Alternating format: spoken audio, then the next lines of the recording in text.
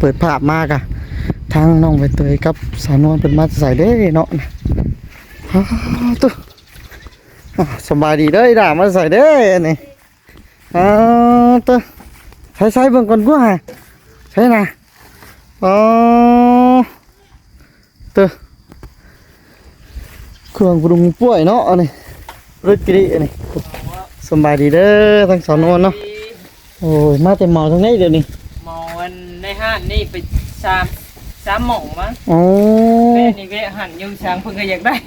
เลยว่าง่ายนอกกาแบบว่ามันยังขาดลายนะหลายอย่างเนาะเลย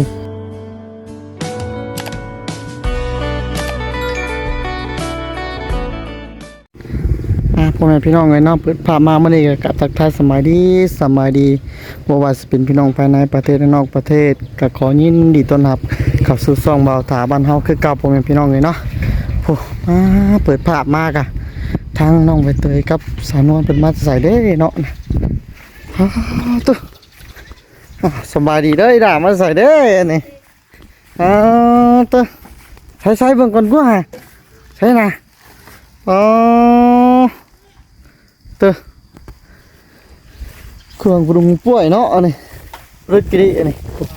สบายดีเด้อทั้งสาวนวลเนาะโอ้ยมาแต่หมอตรงนี้เดี๋ยวนี้หมอวันในห้างนี่ไปสามหม่องมั้งแม่นี่เวะหันยุ่งช้างเพิ่งก็อยากได้เลยว่าง่ายนอกกาแบบว่ามันยังขาดลายนะหลายอย่างเนาะเลยบัดยังเป็นสาวบัดนี้จับอันนี้เอานั่นคือสำอางชื่อเครื่องของเนาะคอยว่าใช่เด้คือนั้นมาแต่กระทั่งมาสิก็ได้โทรถึงเจ้าเขาหันมีมาเด้ไปซื้ออย่างก็ตั้งกล้องมันบ่มีตั้งกล้องเพิ่นอยากดิดได้บ่บัดนี้บ่มีโอ้ยเครื่องหรือว่าเป็นไส้เนาะตัวนี้ของสาวเลยบูสะแบงยังเป้งปังยังจะหกซาพรมพันนั่นแหละได้หลายอยู่เลยหลายอย่างเนาะมาคิดลายห้อยตกใจเราวะเบิดไรนะชมเชียนปลายเบิดลายเถอะพ่อแม่พี่น้องเนาะตกใจเลยว้าเบิดลายเนี่ยเก็บเอามาลายเงินตกใจบ่าคิดว่ามันนั่นเนาะโดยป้าซาขึ้นไปเทิงมันเนาะโดยใช่เอาเขาไปเรียบร้อยแล้วบ่นะ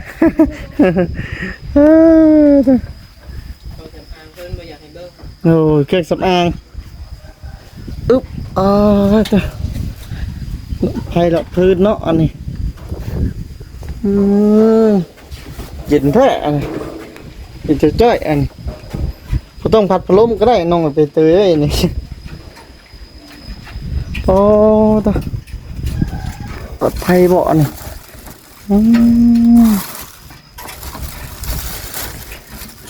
คักดีเนาะอันนี้มาจะไปซื้อของกับสาวนวลใช้เอาไม้เบิ่งเบาถาเบิ่งอยู่ฮะมาเบิ่งไงล่ะอันนั้นบ่อใส่น้ำบ่อนะนั่งลงอยู่มาจะซื้อของกับสาวนวลอันนี้เป็นหลอดไฟเนาะหลอดไฟต่อใส่ตารางบ่ล่ะโอ้อันนี้ต่อเป็นอยู่บ่นี่ฮะยังน่ะบอกสูตรจากไหนยาเนาะข่อยว่าขนมข้าวต้มผู้ใดบ่ทาเอ้ยนี่พี่น้องเลยเนาะหาอันไรแนวดีดิของใส่เพิ่นเนาะจังเห็นยังช่องยังบ่จักยังอ่ะนะนี่อธิบายเอ้ยพามาอยู่ตัวนี้มันยังว่ามันมีข้างในเด้เนาะเบิ่งยังนะยังเล็บอ่ะจะเอาเป็นผัวรูปหล่อจักยังยาเนาะยังนั่นเลยเอายังมานี่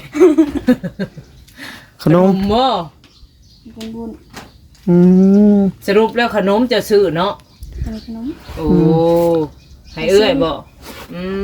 บ่ถามให้ชิเอาแล้วสิละเอาเลยเนาะมันเคยกินอยู่บ่เอ้ยบ่เคยกินอ่ะนี่มันเป็นแบบใดนี่กินมึงดูตูดไปจักเอาเอ้ยก็บ่เคยกินเอากิน เป็นขนมแบบนั้น เป็นอะไรหวานหวานหอม ชื่ออยู่ใส่มินิมาร์ท ๆมีมาก มัวแต่เก็บเอาติ เนาะ พอเพิ่นคิดรายเงินเนาะตื่นบ่ ตื่นตกใจเพิ่น เอ้ยเนาะเบิดเท่าไหร่น้องใบเตย 2 เซน3 เซนพอได้ละเอา3 เซน4 เซนเกือบ5 เซนป้าดู เนาะเด้อเครื่อง 5 เซนปลายเนาะ เครื่อง เห็นบ่ ใส่ลายเนาะ ตอนนี้ได้5 เซนปลายเนาะ เนาะผู้ป่วยพี่น้องหาแสนปลายน้อยเดียว เหลือเสื้อจังหวะ เนาะ เกือบ1,000 บาท โดยน้องต้องแต่ง โอ้หมักมองหมักแต่งเนาะวันนี้ก็ถือว่าได้ทางสนุนกับเลือกดอกไผ่มาให้น้องเพิ่น ดอก ไปกินเอาเลย โอ้ เนาะ ยไปกับบักไงเนาะ บักใหญ่เนี่ยไอ้ละหันใช่ยุหันเป็นอยู่บ่ ประกอบอยู่ติ ประกอบดูเป็นบ่เอาคือว่าบ่เป็นบ่ หันจะเบิ่งอยู่เอาตาค่าจับกล้องนี่นี่ เอ้ยดูเออ ดอกไฟตัวใหญ่นี่เนาะปรุงคักไปลอกมันใส่ตารางนี่โอ้ยตาบางทียังเขามาลักว่าลอกปาดนั่นบ่อีล่ะ ดอกไผ่เนาะ น้องใบเตยแถวนี้ก็มีคนขี่หลากหลายบ่หลายบ่โอ้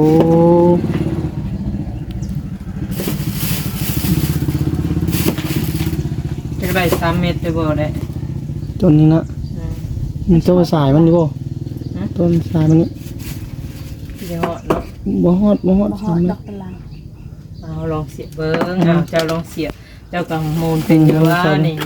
มันง่ายๆนะนี่ ใส่หลอกใหญ่ใช่ อืม ใส่หลอกใหญ่มาให้มันสีสว่าง กับดอกไฟตัวนี้มันก็บ่กินไผเลย แม่นมันประหยัดไผ ไผ ลองมาจัดการ ปอนลงตาราง เสียบลงเบิ่งอยู่ เอาอีละหมุนบ่พาหมุนเอาตัวนี้ปอนลงก่อน ใช่ก็เสียบเบิ่งก่อนก็ได้จังปอนลง เสียบลงก่อน ทดลองเบิ่งก่อนเนาะ หมุนเลยอ่ะ เขา หมุนจ้ะหมุน ลองเบิ่งอยู่ เป็นอยู่ดอกน้องใบเตยเอาไปเปิดไส้บัดไปเสียบก่อน ไปเปิดไส้เรียกว่าผิดว่าถือเนาะเด้อ นั่นแน่ขออนุญาตเด้อเนาะ ใส่บาทเปิดบาทอุ้ยอย่า โอ้ คักแค่นี่ว้าว ใช้เปิดใหม่มึงอ่ะเปิดมึงอยู่บ่นี่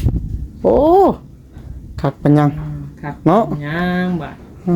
ม เอาปอนลงอีละเอาสายมันปอนหมดนะมั้ยหมดก่อน หมดอย่าไปหยิกกันจับใกล้เด้อไปเลยครับอุ้ยเจ้า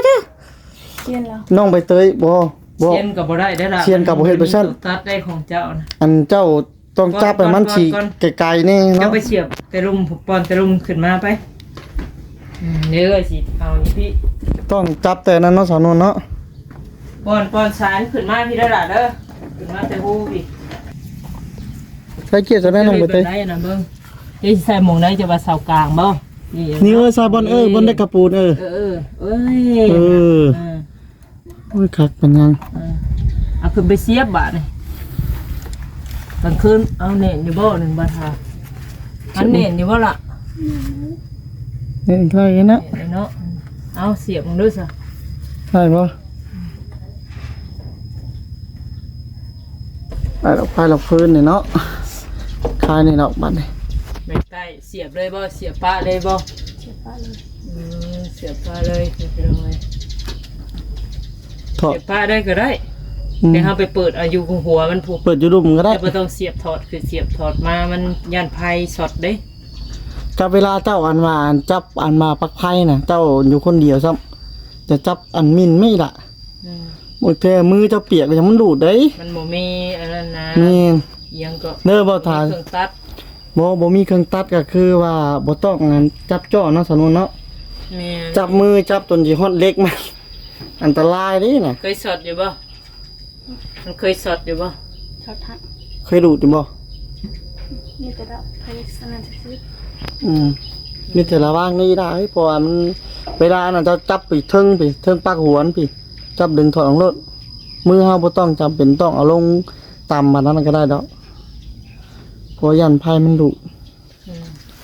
อืม นะอันนี้ก็เนาะถือว่า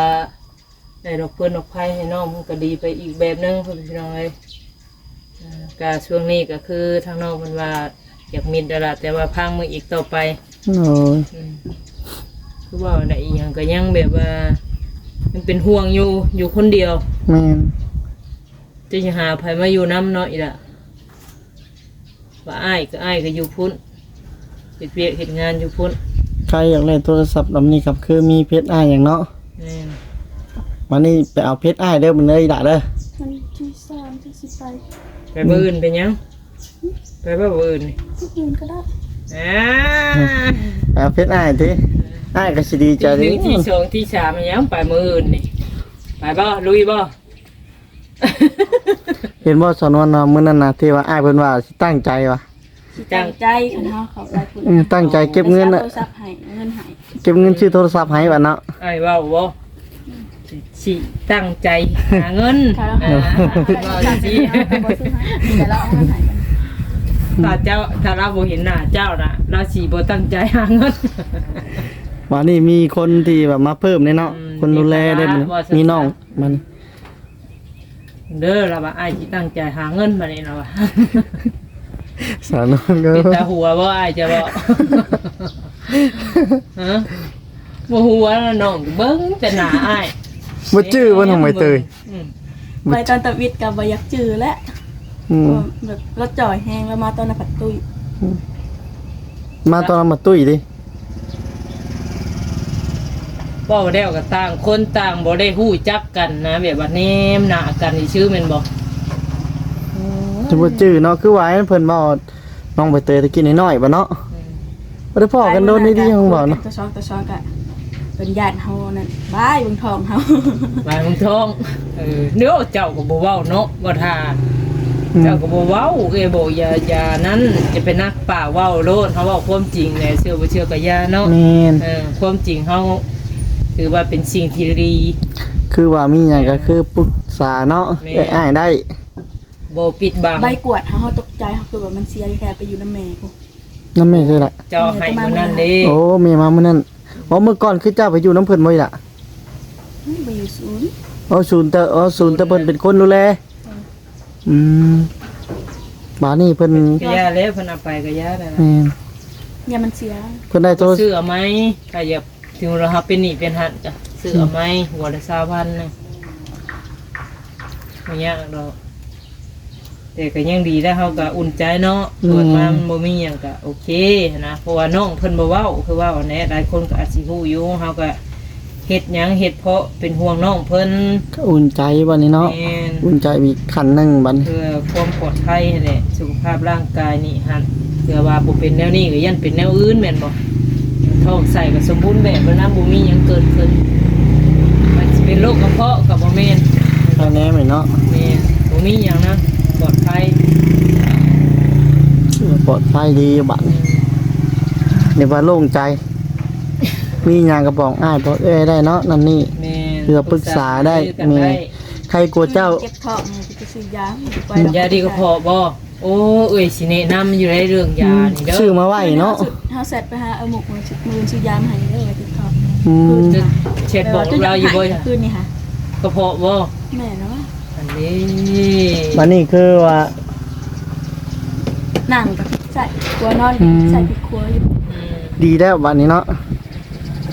ที1 โมง เคยได้ยินน่ะ 1 โมง 2 โมงที่มันเช้า ดินที่น้องอยู่นี่เป็นดินรัดใดบ่ทาเอ้ย บอก แม่นแม่นบ่ล่ะ ดินหลัด ดินรัดใบตริน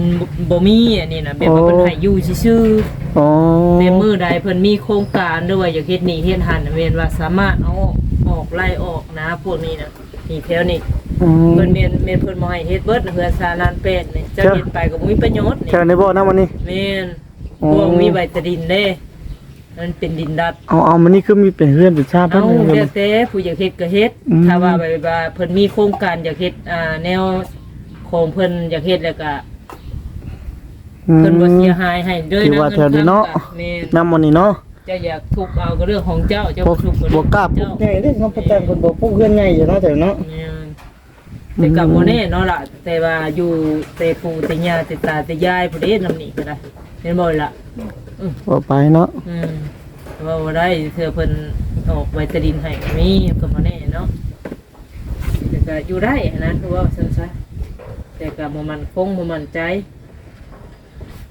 เฮ็ดหลังน้อยๆในเนี่ยสามารถแบบว่าบ่เสียดายปานใดเนาะล่ะอายุอีกจัก10 ปีก็คุ้มค่าเนาะ คือเจ้าชนะไอ้มุกบ่ฉันบอกไอ้มุก จังซี่แหละเบิดมื้อก็บ่กินข้าว กินนะบ่ไอ้ดะมื้อนี้เช่นกระซื้ออันมาขนมมันเป็นนั่นน่ะคือ มีขนมให้ เป็นคือขนมไข่หยังน่ะ กินขนมก็แล้วแหละตกลงเจ้าแนวใดแนวนี้บ่อยากกินข้าวบ่ เนาะ มันบ่กิน หรือว่าบ่อยากก็แบบ เห็น ว่า ข้าวแล้วมันบ่อยากเลยนะ มันเป็นหยังจะบ่อยากเข้า ข้าวต้มขนมให้กินอยู่ อืม กินข้าวบ่แซ่บบ่ เพราะว่าเฮ็ดหน้าปีเดียวนี่กุ้มฮอดอัน4-5 ปีไปเด้เนาะสนุก แม่น บ่อยากเข้าพอเนาะอ้ายเนาะช่างผิดแท้ว่าบ่อยากเข้า คือสร้างเป็นแท้ดะบ่อยากข้าวอยากน้ำนั่นได้ก็พอจังขึ้นก็ทำกลมคืนบัดก็พอขึ้นบัดนู้นแม่นบ่ แม่น แต่ถ้าการน้ำร้อนได้สาได้ใช้อยู่บ่ยัง ต้มมาเนาะต้มมีกับอันมาสาบอกให้เวลาเจ้าเสียบระวังเด้อล่ะเด้ออยู่ตัวผู้เดียวเวลาอันเวลาเจ้าเสียบน่ะบ่ต้องเอามือลงต่ำเด้อเอามือขึ้นสูงๆเด้อ ยังอะน้ำโกโก้หั่นเนาะน้ำโกโก้ยันละลายดูดสุดยอดอยู่บ่เบิดอยู่อืมเอาเมย์เว้ยมีเมย์ FC เพิ่นเนาะเพิ่นแนะนำมาเพิ่นเม่นมาในช่องนี่แหละเพิ่นก็ว่าให้น้องนั่งดีๆแน่ว่าซั่น จุกจับเด้อทางหน้าเด้อสิบอกเด้อให้เจ้านั่งนิ่งๆเว้าเนียนๆเว้าเยินๆเป็นอยู่ล่ะเพิ่นว่าจะเว้าคำแบบสั้น แล้วก็บ่ให้เฮ็ดกะลอกกะแลก ๆโอ้ยได้อยู่อ่ะ เอาบอกมึงดู จักก็ว่าจ้าเลยสิเพิ่นนั้นสอนเขาเฮียนที่เพิ่นน่ะ น้องไปเฮียนอยู่แต่เพิ่นน่ะอาจสิเป็นนิสัยเพิ่นนั่นแหละเนาะ ต้องเฮียนต้องฝึกเอาเลยเนาะ นิสัยว่าซะซะ ว่านิสัยซะบ่ทาย เนาะ คือแบบว่าเฮานิสัยเฮาเคยเว้าแบบไรก็เว้าแบบนั้นว่าซะซะผู้บางคนก็เว้าไว้เนาะ โดย ก็คือแบบคำสั่น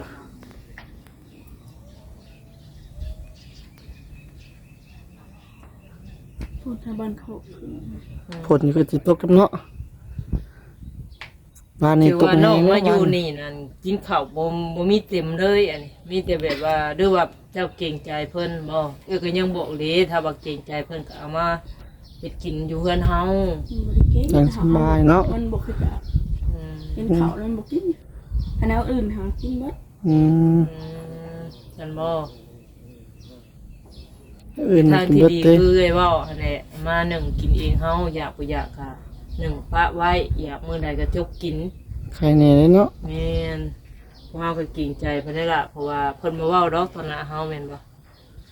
เพิ่นก็สินั่นได้หลายคู่หลายคนเด้บ่ว่าไผมันหลายคนเด้สนชนเนาะได้ง่ายได้ซะแล้วมีมาได้ซะเจ้าได้เวงให้เพิ่นอยู่บ่ หรือว่าแม่นปันน้ำใจเนาะ นั่นก็ถ้าว่านั่นก็เจ้าก็ถือกับข้าวไปกินแต่ว่าเป็นอยู่กับเจ้าเองหั่นน่ะเนาะ อ่ะโอเคสนองมันให้ทาง ปลากระเป๋าไป2อันแต่ ทางสาวนวลคุยกับน้องใบเตยเด้อเพิ่นเด้อทางบ่าวตาก็สิได้กลับปะแล้วบัดเข้ากับป้าบายงชีบ่ ไปเอาข้าวว่าวัน แม่น ไป โอเคใช่ละสำบายดีเด้อโดยโอเคพ่อแม่พี่น้องเนาะท่านี้ทางบ่าวตาก็สิได้ขอตัวจบคลิปเพียงเท่านี้เด้อทางบ่าวตาบ่ผิดพลาดประการใดก็ขอโทษขออภัยนำพ่อแม่พี่น้องท่านี้บ่าวตาก็สิได้กลับคำว่าสำบายดี